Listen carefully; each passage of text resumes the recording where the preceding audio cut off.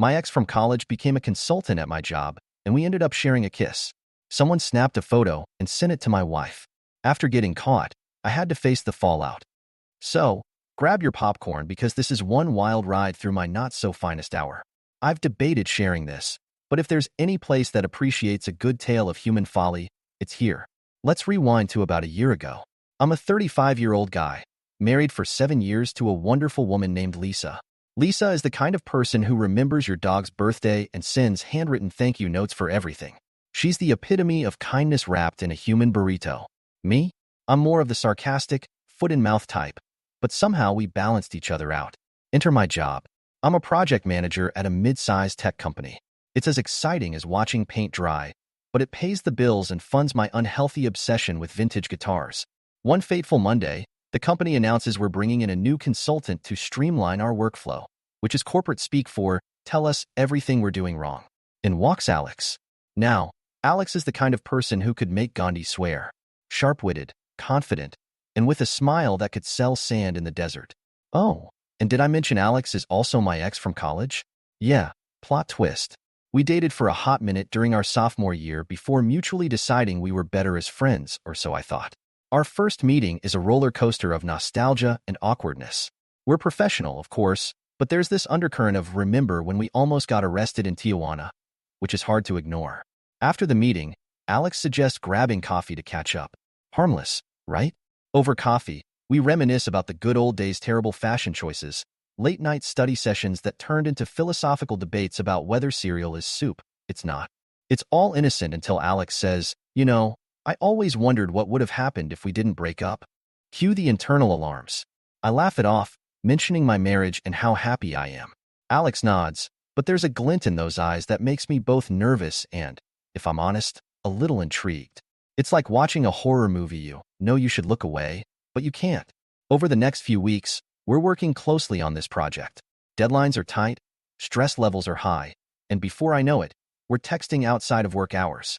At first, it's all business-related, but it slowly shifts to memes, inside jokes, and casual banter.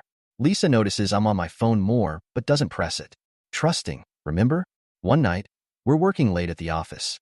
Everyone else has left, and it's just the two of us bathed in the unflattering glow of fluorescent lights. We order takeout, crack open a bottle of wine that's been sitting in the office fridge since who knows when, and let our guards down. Do you ever think about us? Alex asks, swirling the wine in the plastic cup like it's a fine vintage. I hesitate. This is the fork in the road where I should take the high path, mention my wife again, and shut this down. But instead, I say, sometimes. It's hard not to when we're working together. Smooth. Real smooth. One thing leads to another, and before I can process the chain of poor decisions, we're kissing. It's like being 20 again, reckless and invincible. The moment is electric, but as soon as it's over, reality crashes down like a Jenga tower kicked by a toddler. I pull back, stammering about how this is a mistake. Alex looks equally conflicted but says, maybe we should call it a night. We part ways, and I drive home in a haze of guilt and adrenaline. At home, Lisa is asleep, curled up with our cat, Mr. Whiskers, who gives me a judgmental glare as I tiptoe into bed. I stare at the ceiling, questioning every life choice that led me to this point. The next day, I decide to avoid Alex entirely. Professionalism be damned. I need distance. But avoidance isn't a sustainable strategy when you're co-leading a project. Alex corners me during a coffee break. About last night, Alex begins. Let's pretend it never happened, I say quickly. Is that what you really want? Alex asks, eyebrow raised. No, but yes. But no. My brain is doing cartwheels, and I'm pretty sure my expression resembles that of someone who just smelled sour milk. Look, I'm married. I can't do this. I finally manage. Alex sighs. I understand. Let's keep it professional. Crisis averted. Right? Wrong. A week later, we're sent on a business trip to meet with a client. Because the universe has a twisted sense of humor, there's a mix-up at the hotel, and there's only one room booked for us. I offer to find another hotel, but everything within a 50-mile radius is booked due to some local festival celebrating corn or cheese, something absurd. We agree to be adults about it. 2 beds, a clear invisible line down the middle of the room, and zero funny business. We go to dinner, and I stick to water while Alex enjoys a glass of wine or 3. The conversation is light, and I let my guard down just enough to enjoy the evening. Back at the hotel, we're both tired. I get into bed, scrolling through my phone, when Alex says, "Can we talk?"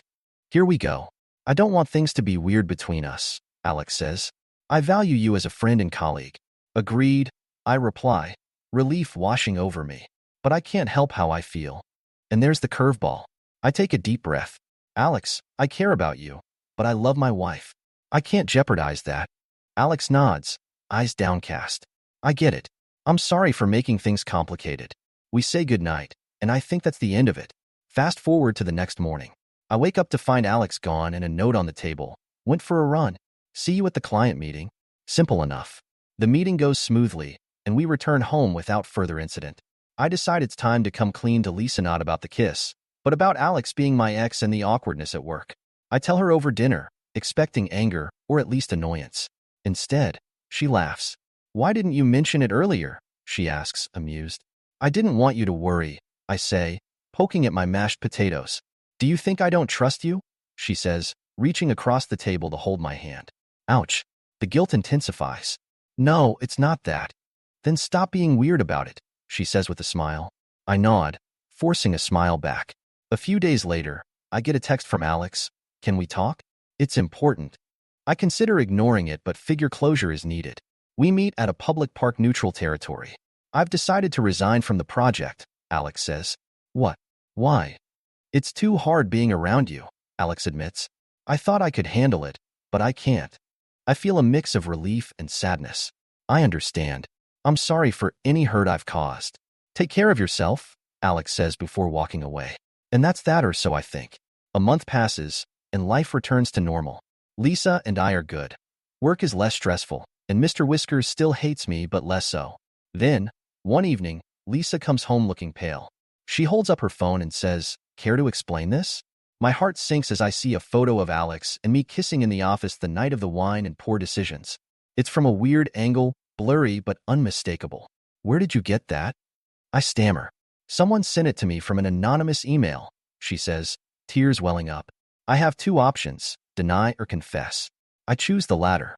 "I'm so sorry," I begin. "It was a mistake, a one-time thing. I wanted to tell you, but I was afraid." "Afraid of what?" "That I'd find out my husband is a cheater," she snaps. "I love you." "It meant nothing," I plead.